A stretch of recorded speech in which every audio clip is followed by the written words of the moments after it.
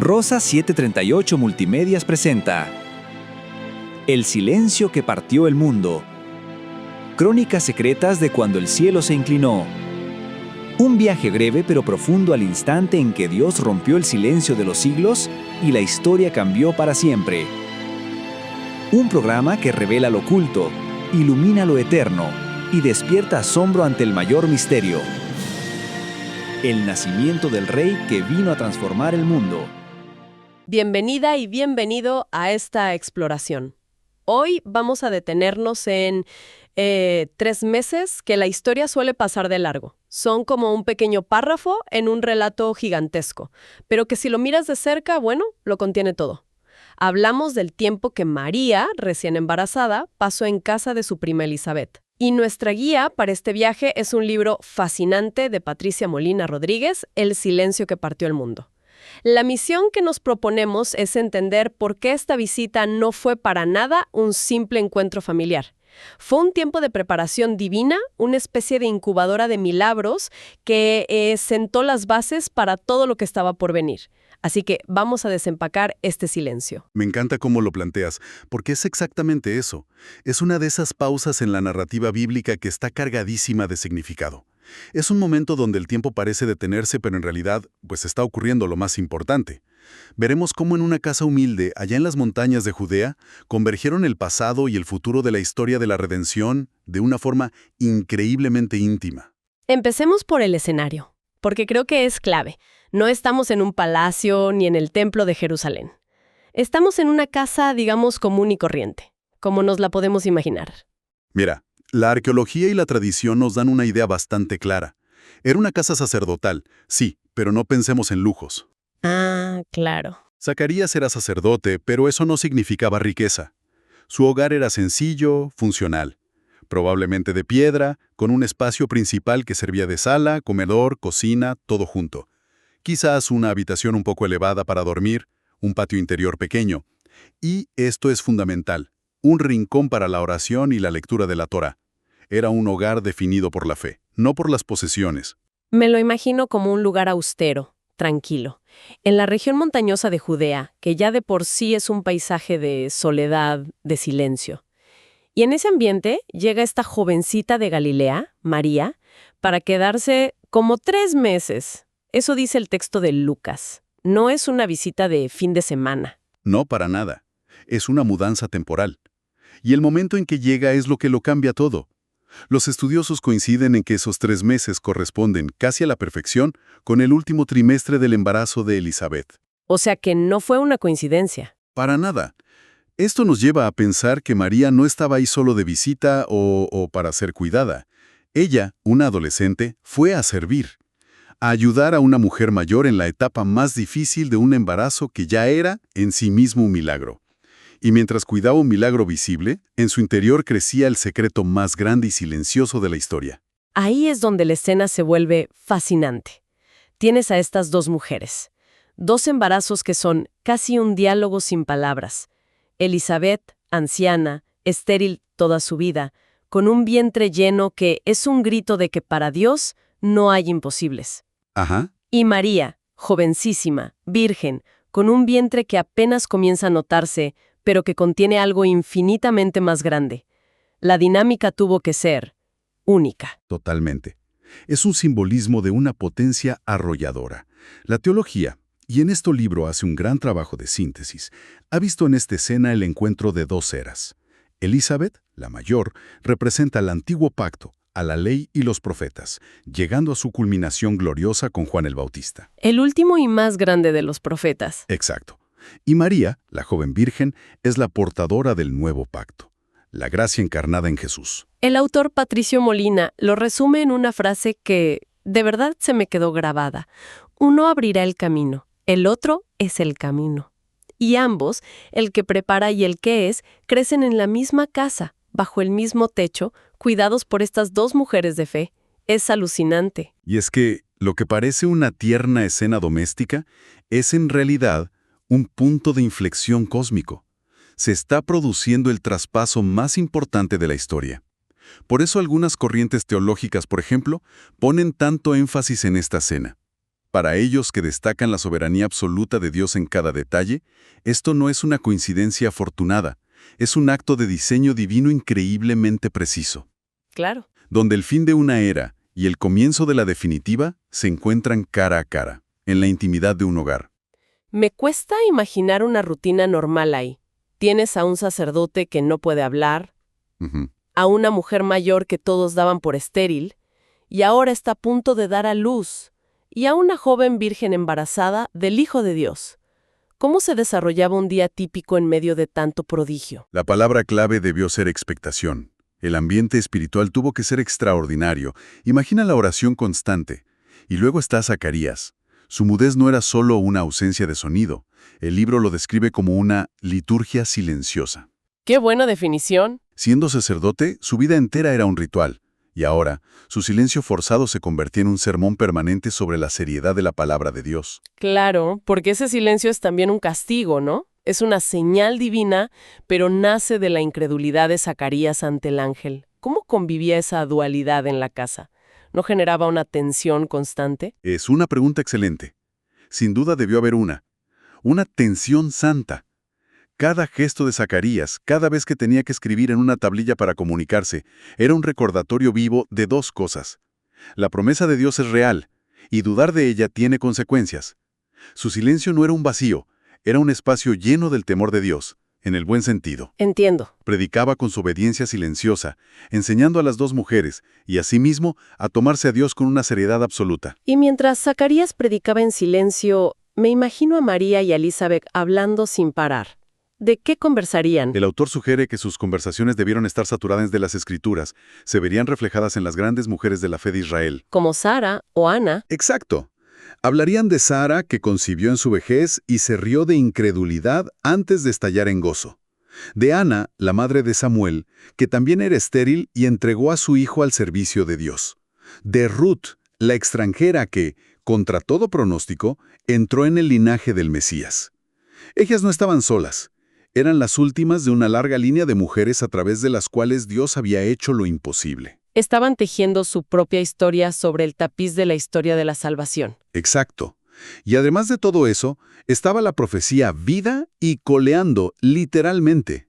El Espíritu Santo ya había llenado a Elizabeth y el Evangelio cuenta que Juan saltaba en su vientre cada vez que sentía la presencia de Jesús. ¿Es verdad? Esa casa no era un lugar de espera pasiva. Era un hogar lleno de una actividad espiritual desbordante. Siempre he pensado en la soledad de María en todo esto. Era un adolescente con un secreto imposible de compartir en su pueblo, en Nazaret. Esta visita a Elizabeth debió ser como encontrar un oasis en medio del desierto más absoluto. Fue un refugio providencial, diseñado por Dios. En Nazaret la habrían aplastado. Las miradas de reojo, los susurros en el mercado, la incredulidad de su propia familia, el dolor de José. Nadie la habría entendido. Nadie. Con Elizabeth, en cambio, encontró a la única persona en el mundo que podía validar su experiencia, porque ella misma estaba viviendo un milagro. Su vientre abultado era la prueba de que María no estaba loca ni mentía. Parece que esta visita fue una especie de búnker emocional para ella. Si se hubiera quedado en Nazaret, la historia podría haber sido muy distinta, ¿no? Me pregunto qué elementos específicos de esos 3 meses la blindaron para lo que venía. Mira, la fortaleció en varios puntos clave. Primero, fue una confirmación diaria de su llamado. El texto dice que Juan saltó en el vientre de Elizabeth en cuanto oyó el saludo de María. Imagina que eso ocurriera varias veces. Cada salto de Juan era como un amén del cielo, una señal tangible de que su embarazo era en efecto obra del Espíritu Santo. Le quitaba el peso de tener que creer sola. Era una prueba física de una verdad espiritual. Precisamente. Segundo, le dio un espacio seguro para asimilar una realidad que era, abrumadora. Tenía que procesar que iba a ser la madre del Mesías. Necesitaba tiempo, silencio y compañía santa para que esa verdad echara raíces en su alma. Y, fundamentalmente, la preparó para la tormenta que enfrentaría al volver. Claro. Elizabeth fue su mentora. Ver a su prima mayor llena de fe y alegría en medio de su propio milagro fue la mejor escuela. Elizabeth fue el ejemplo vivo de que para Dios no hay nada imposible. Uno de los detalles que más me impactan y que ya mencionaste es esa reacción de Juan en el vientre. A menudo lo leemos como un detalle poético, pero el libro insiste en que tiene una profundidad teológica enorme. ¿Es una reacción literal o un símbolo? Es una pregunta que la Iglesia se ha hecho durante siglos, y la teología cristiana primitiva vio aquí una verdad fundamental. El dominio de Cristo no tiene límites. No empieza cuando nace, ni cuando es bautizado. Ah, Su señorío es eterno, y se manifiesta incluso en lo invisible del vientre materno.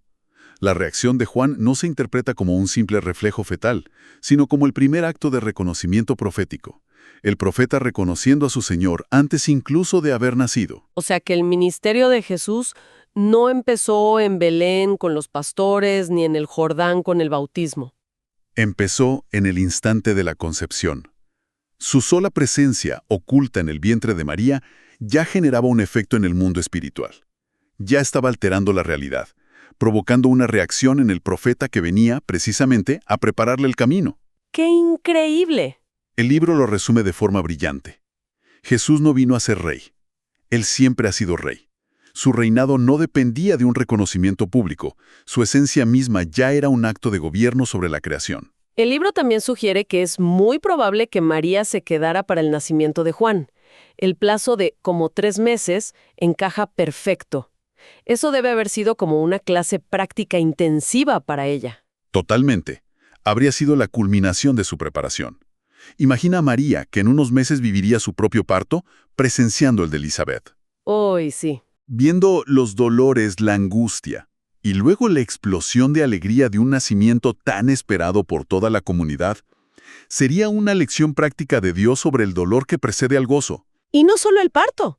También presenció el milagro de Zacarías. Ese fue el broche de oro. Ver cómo en el momento exacto de la circuncisión, cuando todos querían nombrar al niño como su padre, Zacarías toma la tablilla y en un acto de obediencia total, escribe su nombre es Juan. Ajá. Y en ese preciso instante, su lengua se suelta y empieza a alabar a Dios. Para María eso fue una lección imborrable. La obediencia a la palabra de Dios, por extraña que parezca, desata el poder y la bendición. Y después de todo esto, después de ver milagros, de cuidar y ser cuidada, regresa a Nazaret. El viaje de vuelta tuvo que ser un mundo aparte del de ida. Completamente distinto. En el viaje de ida iba una joven confundida, asustada, con un secreto increíble. En el de vuelta, regresaba una mujer. Volvía visiblemente embarazada, sabiendo que enfrentaría las preguntas de José, las acusaciones veladas, los rumores del pueblo, pero ya no estaba sola. Regresó fortalecida, ¿verdad? Fortalecida es poco. Regresó con la fe afilada por 3 meses de milagros cotidianos. La providencia divina la había metido en esa incubadora para prepararla para la incredulidad y la vergüenza pública. Lo que había visto y vivido en esa casa saturada de gloria en las montañas de Judea era su ancla para la tormenta que se le venía encima. Estaba lista.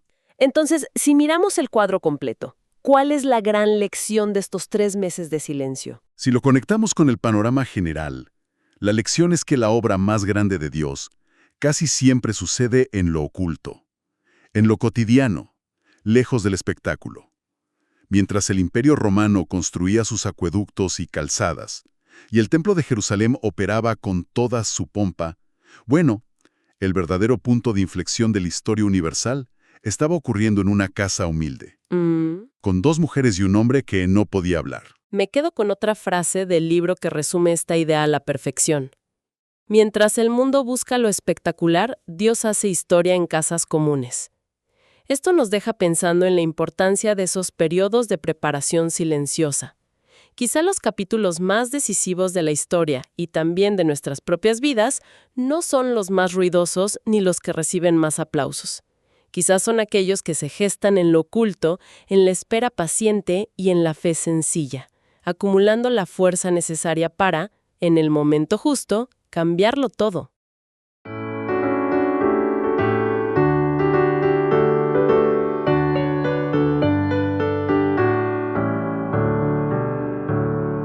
Oh santísimo, felicísimo, grato tiempo de Navidad. Al mundo perdido, Cristo le ha nacido, alegría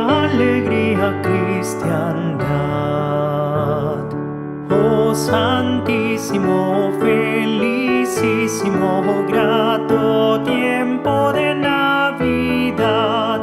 Coros celestiales oyen los mortales, alegría, alegría, cristiandad.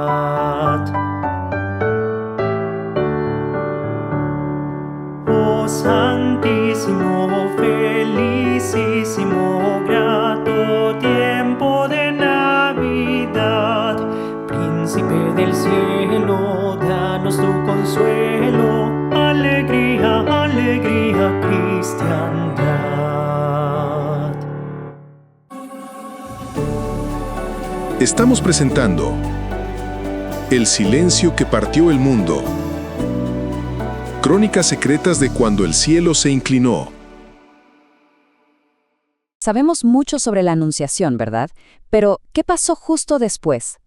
Hay un periodo de 3 meses en la vida de María que a menudo, simplemente lo pasamos por alto. Me refiero al tiempo que pasó con su prima Elizabeth.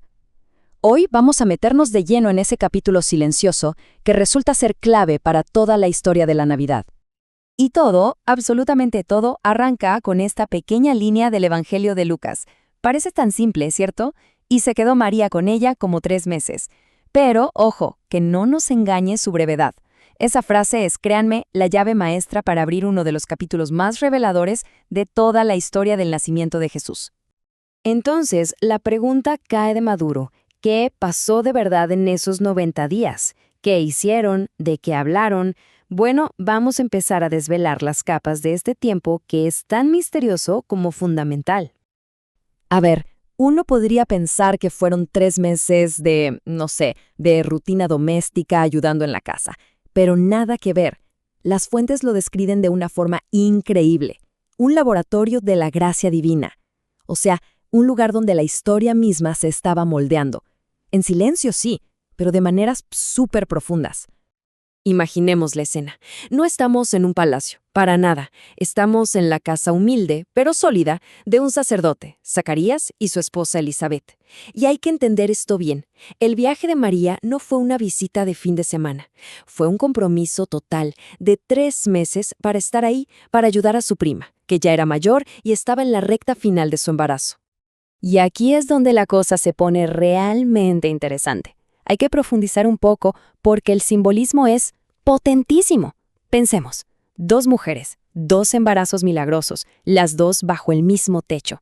Esto no es casualidad. Esto es literalmente un antes y un después en toda la historia de la salvación. Aquí se ve clarísimo el significado teológico. Por un lado está Juan en el vientre de Elizabeth. Él es como la culminación, el punto más alto del antiguo pacto. Y al mismo tiempo, en el vientre de María está Jesús, el nuevo pacto, que apenas está empezando a germinar. Es increíble. Uno prepara el camino, el otro es el camino. Tratemos de imaginar cómo se sentía estar en esa casa.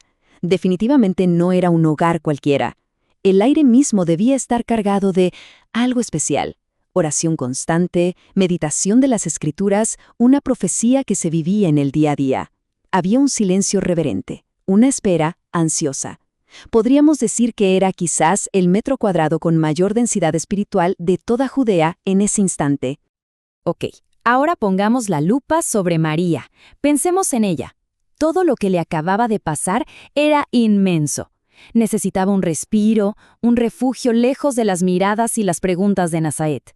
Un lugar seguro donde pudiera empezar a procesar cómo su vida había cambiado para siempre. Y este tiempo con Elizabeth fue, de verdad, fundamental para prepararla. Se apoyó en 4 pilares, por así decirlo. Primero, fortaleció su identidad. Por fin podía hablar con alguien que le entendía, que estaba viviendo un milagro parecido. Segundo, su llamado se confirmaba cada vez que sentía a Juan saltar en el vientre de su prima. Era una señal. Tercero, tuvo el espacio para digerir la nueva y abrumadora realidad de ser la madre del Mesías. Y cuarto, y muy importante, allí construyó la fortaleza para volver a casa y enfrentar, toda la desconfianza y los juicios que seguramente la esperaban. Es que Elizabeth fue mucho más que una buena anfitriona. Fue una mentora, una figura maternal sabia. Su propio embarazo, que todos creían imposible, era la prueba viviente, la prueba tangible que María necesitaba para decir, es cierto, Para Dios no hay nada imposible. Elizabeth era la promesa del ángel hecha carne y hueso, ahí, frente a ella. Pero esperen, que nos falta alguien en esta historia, Zacarías. Y su papel es fascinante, porque es una paradoja total. Lo que en principio era un castigo por su duda, se convirtió en una lección potentísima para todos en esa casa, y sobre todo para María. El hecho es este, así de simple y contundente. Zacarías no podía hablar, estaba mudo. La razón, su duda ante la promesa del ángel.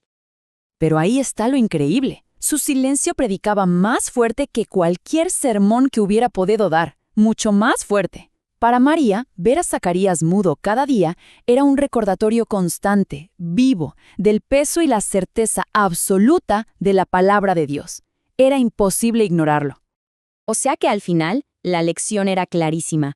Cada gesto de Zacarías, cada vez que lo vería escribiendo en su tablilla porque no podía hablar, todo le gritaba a María una verdad fundamental.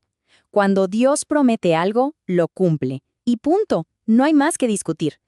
Y todo esto nos lleva al gran momento, al clímax de la visita de María, el nacimiento de Juan el Bautista. Es casi seguro que ella todavía estaba allí. Y haber presenciado eso, bueno, la importancia que tuvo para su propia preparación es enorme. Pensemos en los tiempos. La Biblia dice que María se quedó como 3 meses. Eso calza perfecto con el final del embarazo de Elizabeth. ¿Qué quiere decir esto? Pues que lo más probable es que María viera todo, el nacimiento, la alegría de la familia y ese momento increíble a los 8 días, cuando Zacarías obedece, nombra a su hijo Juan y ¡pum!, recupera la voz. Y esto no es una simple coincidencia. Es la providencia divina en acción, preparando el terreno. Haber visto con sus propios ojos cómo se cumplía la promesa de Dios a Zacarías fue justo el empujón final, la preparación perfecta que María necesitaba. La blindó para todo lo que venía, su propio viaje a Belén y, bueno, todo lo demás. Entonces, si tuviéramos que resumir la gran lección de estos 3 meses, sería esta. La obra más grande y poderosa de Dios muchas veces no sucede en los grandes escenarios ni bajo los reflectores. Sucede en lo oculto, en lo silencioso, en la normalidad de una casa cualquiera. Y el contraste con la manera de actuar del mundo es total. El mundo busca lo espectacular, los imperios, el poder. Y mientras tanto, Dios estaba haciendo historia en una casa de pueblo. El mundo construye con ejércitos y planes humanos. Dios construía su reino en el vientre humilde de 2 mujeres, cumpliendo promesas que tenían siglos de antigüedad. El mensaje de fondo es que el plan de Dios es simplemente imparable.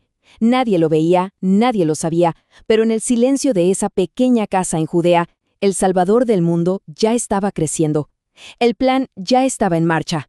Silencioso, sí, pero con un poder eterno e irresistible. Y claro, todo esto nos deja con una reflexión final, ¿no? Porque esta historia no es solo para admirarla. La pregunta que queda en el aire no es solo qué pasó entonces, sino cómo se responde ahora. ¿Se elige vivir como Zacarías, reconociendo al final que Dios cumple su palabra? ¿O como Elizabeth, creyendo en lo que parece imposible? ¿Quizás como Juan, respondiendo al Mesías incluso antes de verlo? ¿O como María, dando un sí y obedeciendo aún sin entenderlo todo? Gracias por acompañarnos en este viaje a través de El silencio que partió el mundo. Crónicas secretas de cuando el cielo se inclinó, donde exploramos el momento más asombroso de la historia, la encarnación del Salvador. Si deseas profundizar aún más en estas crónicas, puedes comunicarte directamente con el autor, Pastor Patricio Molina Rodríguez, para adquirir el libro en formato digital y continuar descubriendo los secretos y maravillas de aquel nacimiento que cambió el mundo para siempre. No dejes que esta historia permanezca solo en palabras. Déjala transformar tu corazón. Esta fue una producción de Rosas 738 Multimedias y una coproducción de Hypna Medios.